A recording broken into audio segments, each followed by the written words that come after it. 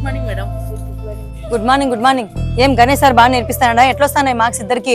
నువ్వు చూడు బాగా లావ్ అయిపోతున్నావు. ఇటుంటే కష్టము. గేమ్స్ ఆడాలి నువ్వు బాగా. గేమ్స్ అంటే మొబైల్లో గేమ్స్ కాదు, రియల్ గేమ్స్. గ్రౌండ్ లో గేమ్స్ ఆడాలా, సరేనా? బాగా చదువుకోండి ఇద్దరు. Good morning madam. Good morning Ganesh. నీ క్లాస్ స్టూడెంట్స్ తోనే మాట్లాడుతున్నా. మేడం మేడం తమ్ముడు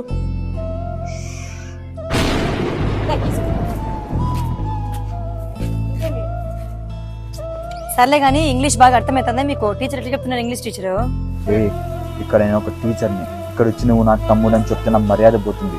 నో మిస్కం పడింది. ఇంగ్లీష్ టీచర్ ఏమో బాగా చెప్తాను మేడం. ఆ మ్యాథ్స్ మేడం అర్థం కాకుండా పోతుంది. బాగా చెప్తున్నారు అట్లయితే. సరే తమ్ముడు చెప్పను. మళ్ళీ తమ్ముడు అని పిలుస్తావు, సార్ అంట్లు.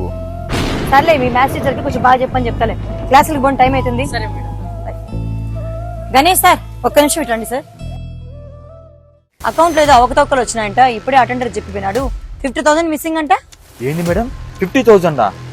లేదు మేడం, నేను అన్ని కరెక్ట్ గానే చేసినాను. లేదు నిజంగానే మిస్సింగ్ అంట. ఇప్పుడు చెప్పిపోయినాడు. సర్లే ఒకవేళ ఏమైనా మిస్ ఏంటి తీసుకుంటే ఇచ్చేసి.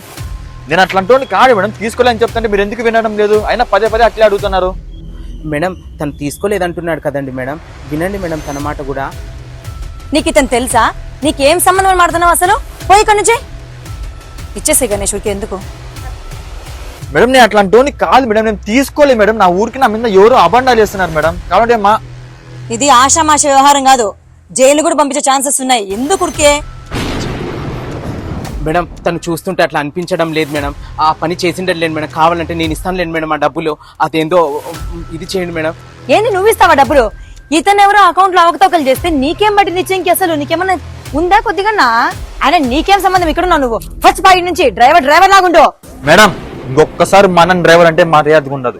ఓహో, నిన్ను ఆపదలో ఆదుకుంటుంటే ఇప్పుడు నీకు మెన్న గుర్తొచ్చినాడా? మరి ఇంతకుముందు అంత ఏదో బెదిరిస్తా అంటే మేనని?